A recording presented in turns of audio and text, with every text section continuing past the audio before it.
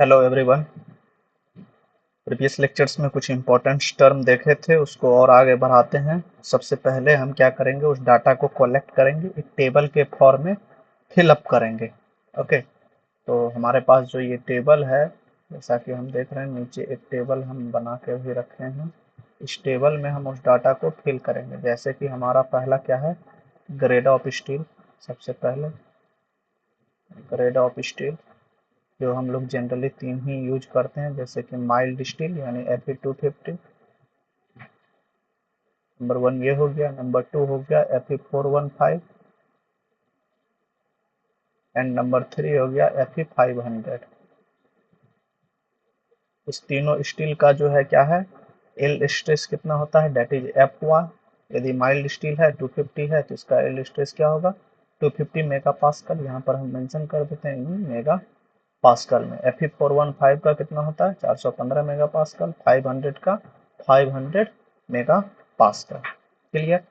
अब हमारा एक टर्म आया था एक्सयू लिमिटिंग इक्वल टू, हम एक टर्म फाइंड किए थे के इंटू डी, यानी ये के पे डिपेंड करेगा और D effective depth of the beam पे डिपेंड करेगा। क्लियर। तो यहाँ पर जो के का वैल्यू है, इस के का वैल्यू हम फाइंड आउट करके रख चुके हैं। वो वैल्यू क्या होता है, 0.0035 divided by 0.87 Fy upon ES, that means modulus of elasticity of steel, plus 0.0055, ये वैल्यू के का होता है।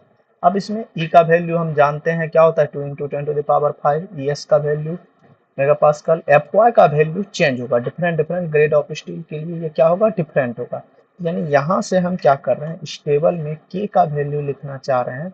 तो के का वैल्यू यानी Fy का वैल्यू हम चेंज करेंगे different different grade of condition of steel के लिए, तो के का वैल्यू चेंज होगा। तो यदि Fe250 यानी Fy के जगह 250 पुट करते हैं, तब जो के का वैल्यू आता है वो क्या आता है, 0.53। तब जो के का वैल्यू आता है 0.53। And the second case for Fe415 के लिए, जब हम Fy का वैल्यू Fe415 पुट करते हैं, सॉरी Fy का वैल्यू 415 मेगा पास्कल पुट करते हैं, तब जो के का वैल्यू आता है ये आता है 0.48। And last condition for Fe500 के का वैल्यू जो आता है 0.46 के लिए। ठीक है। उसी तरह हमने एक टर्म और पढ़ा था कल, लीवर आर्म फैक्टर, जिसको कि हम कैपिटल जे से डिनोट किए थे। ये क्या है, लीवर आर्म फैक्टर। और इस जे का जो वैल्यू हमने कल कंसीडर किया था, ये क्या कंसीडर किया था, 1 माइनस 0.42 टाइम्स ऑफ के का वैल्यू हम different different grade of steel के लिए निकाल चुके हैं। तो क्या है, अब हम जो है जे का वैल्यू फाइंड आउट करना चाहते हैं। तो जे का वैल्यू क्या हो जाएगा, 1 माइनस 0.42 के, यानी different different grade of steel के लिए जो के का वैल्यू जो चेंज हो रहा है, Fe250 के लिए 0.53, 415 के लिए 0.48, 500 के लिए 0.46, यहाँ पर पुट करेंगे और हमें जे का वैल्यू मिलेगा। तो फर्स्ट केस में जो के का वैल्यू आता है डेट इज 0.777, ये आप लोग कैलकुलेट कर लीजिएगा इस इक्वेशन में पुट करके। ओके। एंड सेकेंड केस में जो आता है ये आता है 0.798। एंड द थर्ड केस में जो ये आता है, ये आता है 0.806। क्लियर। नेक्स्ट हम बात करते हैं क्यू का, कैपिटल क्यू का। Clear. Capital Q equal to भी हम एक इक्वेशन कल फाइंड आउट किए थे, इसको भी हम ले लेते हैं। कैपिटल क्यू इक्वल टू जो हमारा इक्वेशन आया था वो क्या आया था, 0.36 एफ सी के इंटू कैपिटल जे, ये हमारा क्यू का वैल्यू आया था। क्लियर। यानी एफसीके को हम एफसीके के टर्म में ही रहने देते हैं। के का वैल्यू ग्रेड ऑफ स्टील पे डिपेंड कर रहा है, जे का भी वैल्यू किस पे डिपेंड कर रहा है, ग्रेड ऑफ स्टील पे। यानी क्या है, जब के का वैल्यू फॉर Fe250 की बात करें, और हम Fe250 की बात करें, माइल्ड स्टील की बात करेंगे, तो के का वैल्यू कितना है, 0.53 है। एंड कैपिटल जे का वैल्यू क्या है, 0.777, 0.777 है। ये जब यहाँ पे पुट करेंगे for a mild steel case के लिए, तब जो के का वैल्यू आता है वो 0.148 FCK आता है। उसी तरह सेकेंड केस के लिए जो आता है 0.138 FCK। एंड थर्ड केस जो है 500 के लिए जो आता है 0.133 एफ सी के, ये वैल्यू किसका आ गया, क्यू का। उसी तरह लास्ट जो हमारा बॉक्स है टेबल के लिए, ये है हमारा पीटी लिमिट का, पीटी लिमिट का, क्लियर। तो पीटी लिमिट का भी हमने कल एक फॉर्मूला लाया था, क्लियर। तो पीटी लिमिट का क्या फॉर्मूला आया था वो भी हम देख लेते हैं। ये जो हमारा पीटी लिमिट है, पीटी लिमिट इक्वल टू आया था 41.37 इंटू एफ सी के अपॉन एफ वाई इंटू के, क्लियर। अब 41.37 कांस्टेंट वैल्यू, के का वैल्यू क्या है, different different grade of steel के लिए डिफरेंट डिफरेंट होता है। यानी अब पीटी लिमिट का वैल्यू क्या करेंगे, हम different different grade of steel के लिए फिक्स करते हैं। तो जब यहाँ पर के का वैल्यू हम 0.53 पुट करेंगे माइल्ड स्टील के लिए, तब जो यहाँ पर के का वैल्यू होगा वो क्या हो जाएगा, सॉरी पीटी लिमिट का वैल्यू जो ये आ जाएगा, ये आ जाएगा 21.93 एफ सी के upon F Y for mild steel के लिए। फिर जब हम सेकेंड केस की बात करेंगे 415 एफ 415 के लिए, तब जो ये आता है 19.86 एफ सी के डिवाइडेड बाय एफ वाई। उसी तरह लास्ट केस में जो ये आता है 19.03 एफ सी के अपॉन एफ वाई, क्लियर। तो ये हमारा टेबल है। अब यहाँ से हमें बहुत हेल्प मिलेगा, जब हम न्यूमेरिकल सॉल्व करेंगे तो यहीं से हम डायरेक्टली वैल्यू ले लेंगे। ये सब क्या है, कांस्टेंट टर्म है, जैसे कि के कांस्टेंट टर्म है, जे लीवर आर्म कांस्टेंट टर्म है, कैपिटल क्यू जो है मोमेंट ऑफ रेजिस्टेंस का जो मल्टीप्लिकेशन कांस्टेंट टर्म है, ये सब हमें डायरेक्टली क्या होगा, यहीं से मिल जाएगा।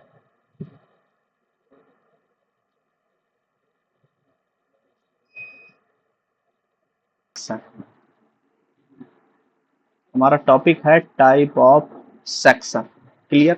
ये हमारा बीम का क्रॉस सेक्शन हो गया। अब इसके बेसिस पे हम टाइप ऑफ सेक्शंस देखेंगे, क्लियर। ये जो होता है क्या होता है, depth of neutral axis that is एक्सयू, clear. हमारे पास दो डेप्थ है, क्लियर। एक क्या है, एक्सयू है, जो कि क्या है, actual depth of neutral axis, actual depth of neutral axis. और एक दूसरा क्या है, एक्सयू लिमिटिंग है, जो कि क्या है, limiting depth of neutral axis, limiting depth of neutral axis. इसी के बेसिस पे क्या करते हैं, हम पहले क्लासिफाई करते हैं, क्लियर। अब यहाँ पर जो है, ये जो पास हो रहा है ये एक्सयू है, और इसको हम ये बोल दे रहे हैं कि ये एक्सयू लिमिटिंग भी है। यानी यहाँ पर कंडीशन फर्स्ट में क्या है कि एक्सयू इक्वल टू एक्सयू लिमिटिंग है, क्लियर। कंडीशन फर्स्ट में क्या है कि एक्सयू इक्वल टू क्या है, एक्सयू लिमिटिंग है। दूसरा कंडीशंस में हम जो फिगर बनाते हैं वो कुछ इस तरह से बना रहे हैं।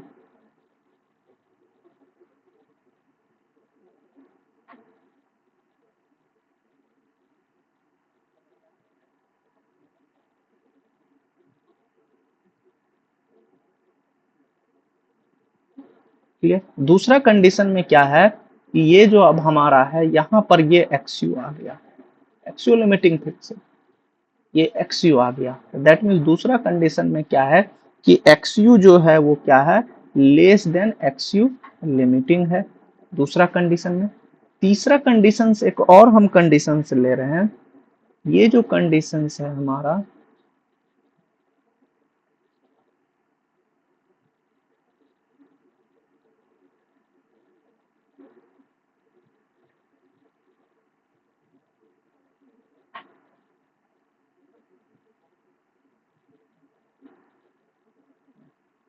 अब ये जो है क्या आ गया कि एक्सयू यहाँ आ गया है, यानी इस रेड लाइन से, एक्सयू लिमिटिंग लाइन से भी क्या आ गया, नीचे आ गया, क्लियर। तो यानी तीसरा कंडीशन क्या है, एक्सयू जो है क्या है, ग्रेटर देन एक्सयू लिमिटिंग है, क्लियर। ये तीन कंडीशन है हमारे पास, clear.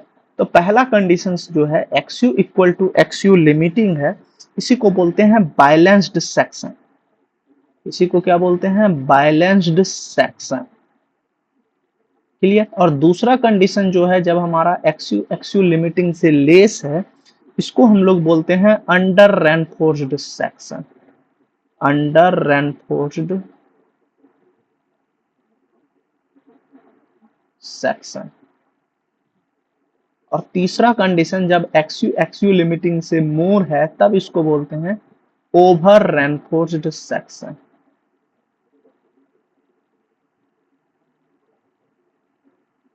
Over reinforced section. Clear. अब पहला कंडीशंस में क्या है, हम पहला कंडीशंस की बात कर रहे हैं, हम अभी अंडर रेनफोर्स्ड की बात करेंगे, बैलेंस की बात करेंगे और ओवर रेनफोर्स्ड की बात करेंगे। इसको थोड़ा बड़ा बनाते हैं, इसमें ज्यादा स्पेस चाहिए होगा। क्लियर। तो यहाँ पर हम बैलेंस सेक्शन की बात करते हैं। बैलेंस सेक्शंस जो है ये क्या होगा, कंक्रीट एंड स्टील जो है सेम टाइम में फैल होगा। क्लियर। यानी concrete and steel will fail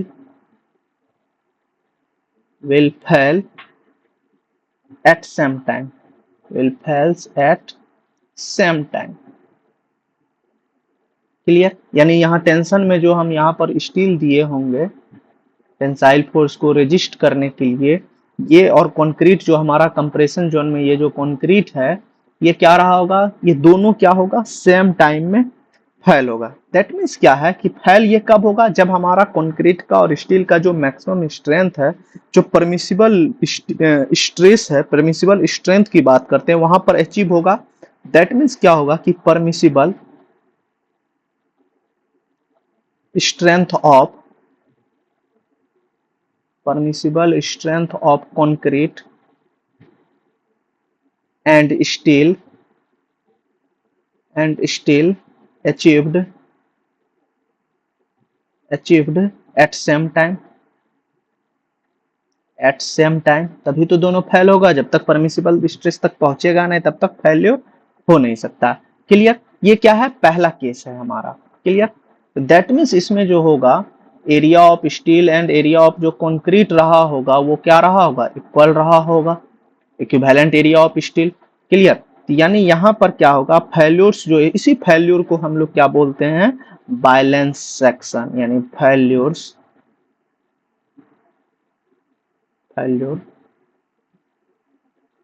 known as balanced section, balanced failure।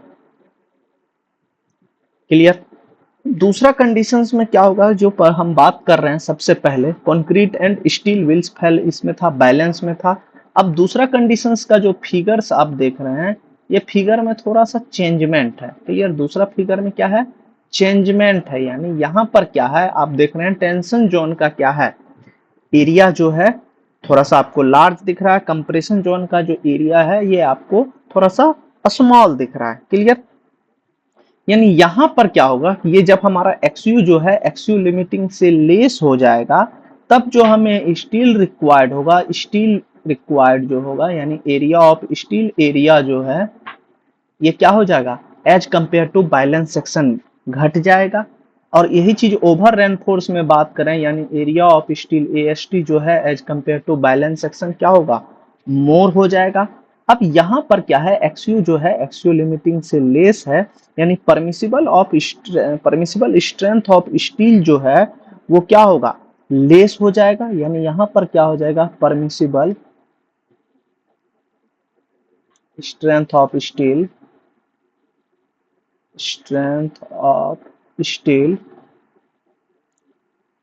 is less as compared to concrete, as compared to concrete।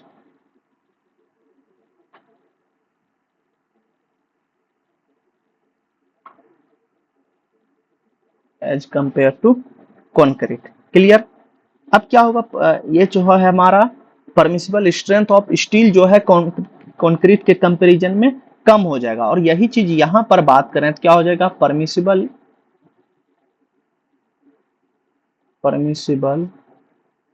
Strength of steel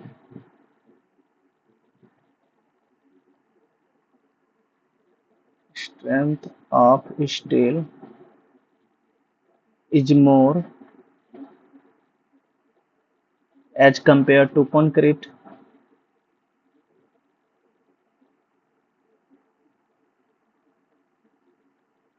अब जो हम ये जैसे परमिसिबल स्ट्रेंथ ऑफ स्टील जो है इज मोर होगा, तो ये मोर क्या होगा, as compare to balance section. Balance section में जो था उसके कंपैरिजन में क्या होगा, अंडर रेनफोर्स सेक्शन के केस में क्या होगा, एरिया ऑफ स्टील कम लगेगा। Clear. That means steel will क्या होगा, इल्ड फर्स्ट होगा। उसी तरह ओवर रेनफोर्स सेक्शन में क्या होगा, एरिया ऑफ स्टील मोर लगेगा, तो स्टील क्या होगा, बाद में इल्ड होगा। यानी यहाँ पर जो है स्टील इल्ड करेगा सबसे पहले, एरिया ऑफ स्टील क्या है, कम है, तो दैट मीन्स स्टील जो है मैक्सिमम लिमिट पे पहले पहुंचेगा। यहाँ पर क्या है, एरिया ऑफ स्टील जो है ज्यादा है, दैट मीन्स क्या है, ओवर रेनफोर्स के केस में कि एरिया ऑफ कंप्रेशन कंक्रीट क्या होगा, कम होगा, तो दैट मीन्स क्या होगा, पहले जो फैल होगा यहाँ पर क्या होगा, कंक्रीट फैल हो जाएगा। क्लियर। अब स्टील जो फैल होता है उसको हम लोग क्या बोलते हैं, डक्टाइल फैल्यूर। जब भी स्टील इल्ड होता है तो स्टील हमारा क्या है, डक्टाइल मटेरियल है, तो स्टील जो फैल्ड होगा ये क्या है, डक्टाइल फैल्यूर हो जाएगा, क्योंकि यहाँ पर स्टील फैल हो रहा है। और यहाँ पर जो क्या है, कंक्रीट फैल होगा ओवर रेनफोर्स सेक्शन में, तो इसको जो बोलते हैं, क्या बोलते हैं, ब्रिटल फैल्यूर। इसको क्या बोलेंगे, ब्रिटल फेल्यूर। अब डक्टाइल फेल्यूर जो है वो स्लोली स्लोली इल्ड करेगा, आपको विजिबिलिटी होगा।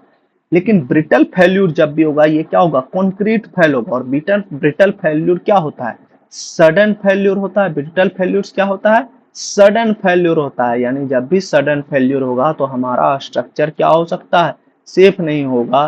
दैट मीन्स हमें मौका नहीं मिलेगा जब आपका स्ट्रक्चर क्या हो रहा है, फेल हो रहा है। तो इस केस में क्या करते हैं, इसीलिए ओवर रेनफोर्स सेक्शन में जो होता है, ये जो सेक्शन है over reinforce section does not allow,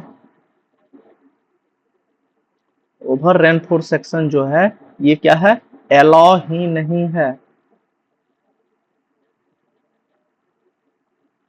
थोड़ा सा हो रहा है लिखने में, डोंट वरी, डजंट अलाउड या doesn't permit by IS code. यानी ओवर रेनफोर्स सेक्शन जो है वो अलाउ ही नहीं होता है। और आप ऐसे भी सोच सकते हैं कि बैलेंस सेक्शन में क्या है, स्टील और कंक्रीट क्या होगा, सेम टाइम में फेल होगा। अंडर रेनफोर्स सेक्शन में क्या होगा, स्टील क्या होगा, इल्ड होना स्टार्ट होगा। और स्टील जब इल्ड होना स्टार्ट होगा तो क्या होगा, आपको उसमें क्रैक्स नजर आने लगेगा। क्लियर। और यहाँ ओवर रेनफोर्स सेक्शन में है कि कंक्रीट फेल होगा, और कंक्रीट कब फेल होगा, और जब भी फेल होगा ब्रिटल फेल्यूर होगा, वो आपको मौका ही नहीं देगा। इसलिए ये जो है ना ओवर रेनफोर्स सेक्शन जो है, ये इसीलिए परमिट नहीं किया जाता है कि हम जो स्ट्रक्चर्स हम का डिजाइन करते हैं, हमें क्या चाहिए, स्ट्रेंथ एंड सर्विसिबिलिटी दोनों चाहिए। क्लियर। और ये ओवर रेनफोर्स सेक्शन जब भी फेल होगा, सडनली फेल होगा, तो हमें ये क्या हो रहा है, सर्विसिबिलिटी नहीं मिल रहा है। क्लियर। लेकिन वही चीज यहाँ पर है, ये क्या है, डक्टाइल फेल्यूर है। यानी जब भी स्टील इल्ड होना स्टार्ट होगा तो हमें क्या होगा, क्रैक्स नजर आएंगे, जिसके कारण हमें जो है मौका मिलेगा स्ट्रक्चर से दूर जाने का। क्लियर। ये जो है हमारा टाइप ऑफ सेक्शन होता है, तीन टाइप का सेक्शन होता है, बैलेंस सेक्शन हो गया, अंडर रेनफोर्स सेक्शन हो गया, एंड जो थर्ड वन है क्या है, ओवर रेनफोर्स सेक्शन हो गया। Balance section that means एक्सयू एक्सयू limiting के इक्वल होगा तब। ओवर रेनफोर्स सेक्शन जब एक्सयू एक्सयू लिमिटिंग से मोर हो जाएगा तब। और जब हमारा एक्सयू एक्सयू लिमिटिंग से लेस होगा तब इसी को क्या बोलेंगे, इसी को बोलेंगे अंडर रेनफोर्स सेक्शन। यहाँ पर और भी स्ट्रेन के टर्म में देखना चाहें तो यहाँ पर जो स्ट्रेन इन स्टील जो होगा वो क्या होगा, ग्रेटर देन होगा स्टेलन एस टी मिनिमम से, एप्सिलॉन एस टी मिनिमम से, ये क्या होगा, ग्रेटर होगा। ओवर रेनफोर्स सेक्शन में जो स्ट्रेन इन स्टील होता है वो क्या होता है, लेस देन होता है एप्सिलॉन एस टी मिनिमम से। क्लियर। ये हमारा क्या है, टाइप ऑफ सेक्शन है।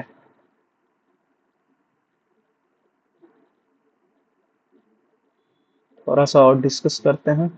टाइप ऑफ सेक्शंस हमने देख लिया। अब हम बात करते हैं सिंगली रेनफोर्स्ड बीम का। जो हमारा नेक्स्ट टॉपिक है वो क्या है, singly reinforced beam. Singly reinforced beam. अब सिंगली रेनफोर्स्ड बीम क्या होता है, सिंगली रेनफोर्स्ड बीम जैसे हमारा ये बीम का क्रॉस सेक्शन है,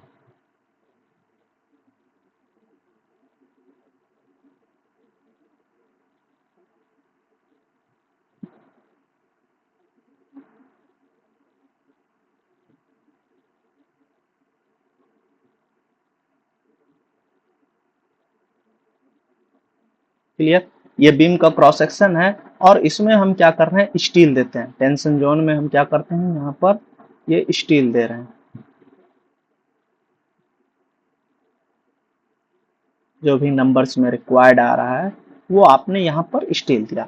तो सिंगली रेनफोर्स बीम में क्या होता है कि हम जब डिजाइन पर्पस से जो हम डिजाइन करते हैं, एरिया ऑफ स्टील फाइंड करते हैं और मेन स्टील बार जो हम प्रोवाइड करते हैं, ओनली क्या होता है, हम बॉटम में दे देते हैं, यानी टेंशन जोन्स में जब हम प्रोवाइड करते हैं, इसी को हम लोग क्या बोलते हैं, सिंगली रेनफोर्स्ड बीम बोलते हैं। लेकिन क्या ऐसा रियल में पॉसिबल है? नहीं, ऐसा पॉसिबल नहीं। क्यों? आप जब इसमें रिंग प्रोवाइड कीजिएगा, स्टीरअप्स आप दीजिएगा रिंग के फॉर्म में, तो फिर क्या है, ये पॉसिबल नहीं है। तो क्या करते हैं, स्टीरअप्स को प्रोवाइड करने के लिए दो जो बार होता है, ये क्या होता है, टॉप में यानी कंप्रेशन जोन में ये होता है ओवर हैंगिंग बार। ये जो बार्स है ये क्या है, ओवर हैंगिंग बार है, ओवर हैंगिंग बार है। अब इसका काम क्या है, इसका काम क्या है कि स्टीरअप्स को यानी शियर रेनफोर्समेंट को अपना एक्चुअल पोजीशन में बना के रखना। क्लियर? इसका काम क्या है, स्टीरअप्स को यानी शियर रेनफोर्समेंट को अपना एक्चुअल पोजीशन में बना के रखना। इसका डिजाइन से कोई लेना देना नहीं, यानी हम जब डिजाइन करेंगे तो इस रेनफोर्समेंट का, ओवर हैंगिंग बार का, ओवर हैंगिंग रेनफोर्समेंट का हम डिजाइन नहीं करते हैं। सिर्फ डिजाइन किसका करते हैं, जो नीचे हमारा है, मेन बार जो हमारा नीचे है, इसी को हम लोग बोलते हैं मेन बार। और या फिर एरिया ऑफ स्टील जब भी हम बात करेंगे तो वो डिजाइन किसके लिए होगा, ओनली बॉटम रेनफोर्समेंट का। और यहाँ पर हम क्या करते हैं, सिर्फ स्टीरअप्स को अपना एक्चुअल पोजीशन में होल्ड करने के लिए एक ओवर हैंगिंग बार। अब देखने से ये क्या लग रहा है, ये आपको डबली लग रहा है कि नहीं, कंप्रेशन जोन में भी है, टेंशन जोन में भी स्टील है, तो ये क्या होगा, डबली रेनफोर्स बीम है। लेकिन कंप्रेशन जोन में जो स्टील है ये क्या है, ओवर हैंगिंग बार है, ओवर हैंगिंग बार है, और इसका डिजाइन से कोई लेना देना है, यानी इस बार के लिए डिजाइन में कोई कैलकुलेशन हम नहीं करते हैं। क्लियर? अब जब हम सिंगली रेनफोर्स बीम का डिजाइन करेंगे तो इसका दो चीज देखेंगे। पहला चीज हम देखेंगे एनालिसिस। एनालिसिस दैट मीन्स क्या होगा, आपका बीम का क्रॉस सेक्शन गिवन होगा, एरिया ऑफ स्टील गिवन होगा। क्लियर? उसके बेसिस से हम compressive force, tensile force, moment of resistance, कितना मोमेंट को वो कैरी कर पाएगा हमारा सेक्शन, ये चीज फाइंड आउट करेंगे। क्लियर? दूसरा चीज हम फाइंड ये सिंगली रेनफोर्स बीम में करेंगे design, that is design. Design में दैट मीन्स क्या होगा कि हमारे पास लोड गिवन होगा। पहले क्या था कि हमारे पास सेक्शन गिवन था और लोड, दैट मीन्स मोमेंट के फॉर्म में या मोमेंट से बाद में हम लोड कैलकुलेशन कर सकते हैं, वो चीज। अब डिजाइन में क्या होगा कि हमारे पास जो है लोड गिवन होगा, उस लोड के बेसिस पे हम बीम का क्रॉस सेक्शन को भी डिजाइन कर सकते हैं, एरिया ऑफ स्टील को फाइंड आउट करेंगे। क्लियर? दैट मीन्स यहाँ पर हम फाइनली क्या फाइंड करेंगे, जनरल वे में एरिया ऑफ स्टील हम फाइंड आउट करेंगे। क्लियर? ये चीज हम भी कहाँ करेंगे, डिजाइन में करेंगे। क्लियर? अब यहाँ पर हमें क्या है, कुछ टर्म्स देखने को मिलते हैं जब हम न्यूमेरिकल्स करेंगे। उससे पहले हम एक टेबल देखते हैं ताकि हमें और ज्यादा हेल्प हो न्यूमेरिकल सॉल्व में। क्लियर? तो हम एक टेबल्स जो देखना चाह रहे हैं, पहला चीज जो हम देख रहे हैं टू फाइंड, यानी हम क्या फाइंड आउट करना चाह रहे हैं, और दूसरा चीज हम देख रहे हैं हाउ टू फाइंड, कैसे फाइंड करेंगे, हाउ टू फाइंड।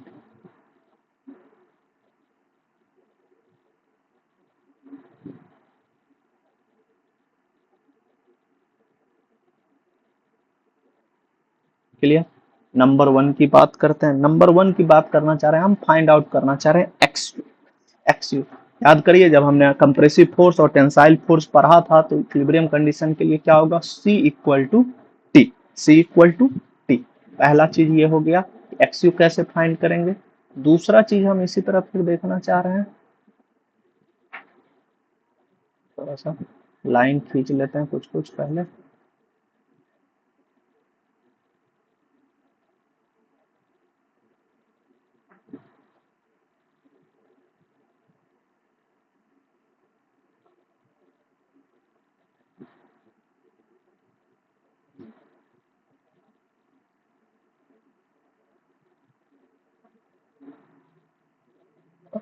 जरूरत होगा तो देखेंगे। ओके, दूसरा यदि हम बात करें एक्सयू लिमिटिंग फाइंड आउट करना चाहें तो एक्सयू लिमिटिंग इक्वल टू क्या है कंडीशन, के इंटू डी। अब के का वैल्यू क्या है, ग्रेड ऑफ स्टील पे डिपेंड करेगा, जब ग्रेड ऑफ स्टील चेंज होगा तो के का वैल्यू भी चेंज होगा। तीसरा चीज हम बात करना चाह रहे हैं, हम फाइंड आउट करना चाहें moment of resistance, MOR. Moment of resistance के लिए क्या कर सकते हैं, सी इंटू जेड यानी compressive force into lever arm, या फिर टी इंटू जेड यानी tensile force into lever arm. Clear. Next बात करें हम नेक्स्ट की एमओआर लिमिटिंग, ये भी चीज हम देखे थे। एमओआर लिमिटिंग क्या होता है, क्यू बी डी स्क्वायर, हम देखे थे कि question Q B D square, और क्यू का जो वैल्यू है ये डिफरेंट ग्रेड ऑफ स्टील पे डिपेंड्स करता है। यदि Fe 250 है तो क्यू का वैल्यू कुछ और होगा, Fe 500 है तो क्यू का वैल्यू कुछ और होगा, Fe 415 है तो क्यू का वैल्यू कुछ और होगा। क्लियर। नेक्स्ट बात करें AST लिमिट, यदि हमें जरूरत है तो एरिया ऑफ स्टील लिमिटिंग, तब क्या करेंगे, C limit equal to T limit यानी कंप्रेसिव फोर्स का limiting value equal to tensile force का लिमिटिंग वैल्यू, यहां से हमें AST लिमिट दे देगा। नेक्स्ट बात करें जेड का, डेट इज क्या है lever arm, Z equal to क्या होता है डी माइनस 0.42 XU, ये भी हम क्या किए हैं फाइंड आउट करके रखे हुए हैं। क्लियर, ये क्या हो गया जेड का वैल्यू। नेक्स्ट बात करते हैं यदि हम कंप्रेसिव फोर्स की बात करें, कंप्रेसिव फोर्स तो क्या होगा 0.36 FC के XU इंटू बी, ये क्या है कंप्रेसिव फोर्स है हमारा इक्वेशंस।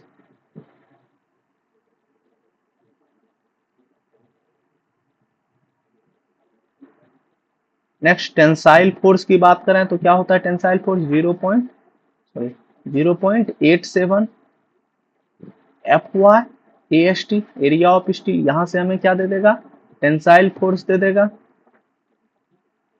क्लियर। नेक्स्ट बात करें हम सी लिमिट की बात करें तो कंप्रेसिव फोर्स का लिमिटिंग वैल्यू तो क्या होगा 0.36 FC के XU की जगह क्या पुट कर देंगे XU लिमिटिंग इंटू बी, ये क्या दे देगा हमें कंप्रेसिव फोर्स दे देगा। नेक्स्ट हम यदि बात करें टी लिमिट कैसे फाइंड आउट करेंगे, यानी टेंसाइल फोर्स का लिमिटिंग वैल्यू तो क्या हो जाएगा 0.87 FY AST, ये टेंसाइल फोर्स, अब AST की जगह क्या करेंगे लिमिटिंग पुट कर देंगे, क्या हो जाएगा ये टेंसाइल फोर्स का लिमिटिंग वैल्यू आ जाएगा। क्लियर। नेक्स्ट हम बात करें जेड लिमिट का, तो जेड लिमिट फाइंड आउट करना चाहें तो क्या हो जाएगा D minus 0.42 XU limit. Clear. ये जो है कुछ इंपॉर्टेंट टर्म है जो कि हम पहले ही कैलकुलेट कर चुके हैं, और ये सब का जो है हमें जरूरत है इसे न्यूमेरिकल्स में ये सब जो है हमें देखना है। जैसे XU फाइंड करते हैं C इक्वल टू T से, अब C का भी यहाँ से हम लिख सकते हैं, क्या है C इक्वल टू क्या होता है 0.36 FC के XU into B equal to tensile force क्या होता है 0.87 FY AST area of steel. अब K का जो वैल्यू है यहाँ लिख सकते हैं कि यदि Fe 250 है तो K का जो वैल्यू होगा वो क्या होगा 0.53 होगा, यदि Fe 415 है तो K का जो वैल्यू होगा वो 0.48 होगा, उसी तरह Fe 500 है तब K का वैल्यू जो होगा वो 0.46 होगा। इस तरह से हमें अब ये जो टेबल है हमें क्या करेगा हेल्प करेगा। क्लियर। आप लोग इसे एक दो बार देखें इस लेक्चर्स को, इसको अपने नोट्स में प्रिपेयर भी करें, इसको एक अच्छे से बॉक्स में बना के रखें, क्योंकि ये जो बॉक्स है ना आपको न्यूमेरिकल सॉल्व करने में सिंगली रेनफोर्स्ड बीम का बहुत हेल्प करेगा। क्लियर। नेक्स्ट लेक्चर में हम